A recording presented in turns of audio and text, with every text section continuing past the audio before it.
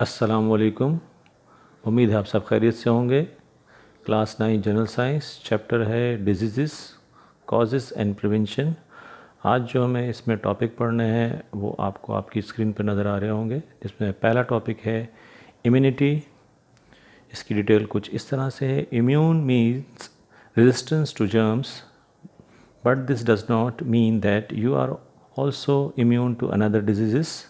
Another way to become immune is by vaccination. Vaccination produce immunity because it causes the body to develop antibodies that will resist the germs of that particular disease. Immunity का मतलब है बीमारियों के ख़िलाफ़ मदाफ़ती निज़ाम। मदाफ़ती निज़ाम से मुराद जरासीमों के ख़िलाफ़ मज़ाहमत है, लेकिन इसका मतलब हरगिज़ ये नहीं कि अगर आप एक बीमारी से महफूज हैं तो दूसरी बीमारियों से भी महफूज रहेंगे। महफूज रहने का दूसरा ज़रिया वैक्सीनेशन है।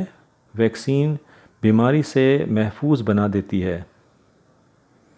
एंटीबॉडीज़ हमलावर जरासीमों को तबाह कर सकते हैं। वैक्सीनेशन मज़ाहमत पैदा करती है क्योंकि जिस्म से एंटीबॉडीज़ पैदा होते हैं जो एक मखसूस बीमारी के जरासीमों के ख़िलाफ़ मदाफ़ियत करेंगे। इसके बाद जो अगला टॉपिक है हमारा वो है precautionary measures to be taken to avoid infection. मुताद्दी बीमारियों से बचने के लिए हिफाजती इक़दामात लेने चाहिए। वो किस तरह से लेने चाहिए ये पॉइंट के ज़रिए आपको समझाए गए हैं। तो पहला पॉइंट मैं आपके सामने पढ़ रहा हूँ। Sterilisation is the process of killing the germs through heating the articles at high temperature. जरासीम को जरासीम कशी स्टरलाइजेशन के ज़रिए तबाह किया जा सकता है। जरासीम को मारने का वो तरीका है जिसमें जरासीम से आलूदा अशिया बराह रास्त आग पर गर्म किया जाता है। Number 2, by insecticides spray germs are eliminated.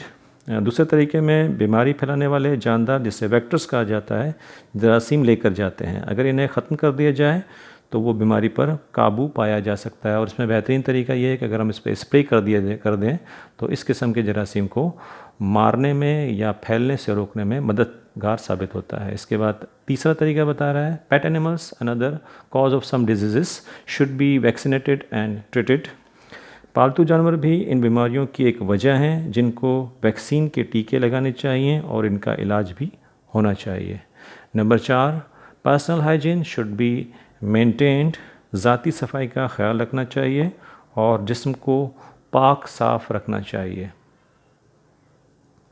इसके बाद मज़ीद आगे पॉइंट है। पॉइंट नंबर 5 है municipal hygiene should be stressed upon also. बल्दियाती सफाई पर तवज्जो देनी चाहिए और हवा, पानी और ख़ुराक में किसी भी किस्म की आलूदगी को रोकना चाहिए। नंबर 6 है people suffering from contagious disease और other carriers be isolated and properly treated. लोग जो छूत की बीमारियों में मुब्तला हों या उनको फैला सकते हों उन्हें अलहदा रखना चाहिए और मुनासिब इलाज करना चाहिए। Number 7, routine vaccination cause be done and special vaccination drives B launched in case of epidemics.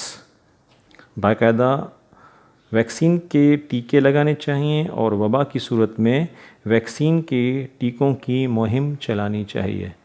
तो स्टूडेंट्स ये वो मुताद्दी इक़दामात थे जिसके ज़रिए हम बीमारियों से बच सकते हैं। अब जो हमारा टॉपिक है वो है स्मोकिंग, जिससे सिगरेट नोशी कहा जाता है। इसकी डिटेल कुछ इस तरह से है। Smoking is inhaling the fumes of tobacco by lighting cigarettes, cigars, hookahs, etc. Tobacco smoke contains about 1,000 chemicals which are harmful. These chemicals are nicotine. It is a poison. Its effects the arteries become narrow, so heart has to work harder. Tar is another chemical causes lung cancer. Carbon monoxide reduces the potential of oxygen absorption of blood. Hydrogen, ammonia, cyanide and butene irritate the lung which causes of smokers cough and reduces the gas exchange surface area. Smell of different chemicals are really unpleasant. इसकी detail कुछ इस तरह से उर्दू में समझ सकते हैं हम। सिगरेट नोशी, सिगार, सिगरेट, हुक्का वगैरह में तंबाकू जलाकर उसका धुआं सांस के ज़रिए जिस्म में ले जाना है। तंबाकू के धुएं में तकरीबन 1000 केमिकल या कीमियाई मुरक्कबात मौजूद होते हैं जो कि नुकसानदेह हैं। इन मुरक्कबात में से एक निकोटीन है जो एक जहर है। निकोटीन की वजह से शरियानें तंग हो जाती हैं, जिसकी वजह से खून की सप्लाई को बरकरार रखने के लिए दिल को सख्त मेहनत करनी पड़ती है। टार एक भूरा चिपकने वाला मादा है, कैंसर पैदा करने वाले कई मुरक्कबात रखता है। सिगरेट के धुएं में मौजूद कार्बन मोनोऑक्साइड खून में ऑक्सीजन के जज़्ब करने की सलाहियत को कम कर देता है।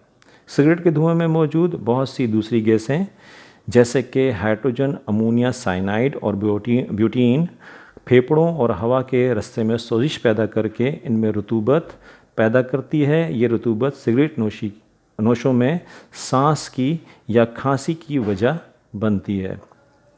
सिगरेट नोशों के पास से हकीकत में एक नागवार बू आती है जो टार, अमोनिया और दूसरे मुरक्कबात से पैदा होती है। तो स्टूडेंट, आज के जो हमारे टॉपिक थे वो हम ख़त्म कर चुके हैं और इस टॉपिक से मुतल्लिक जो सवालात हैं वो नीचे मेंशन किए गए हैं, वो मैं पढ़ रहा हूँ। Learn question number 4, 5, 6, 7, 8, 23 and 25 from notes जो कि पेज नंबर हैं 34 और 43 पर।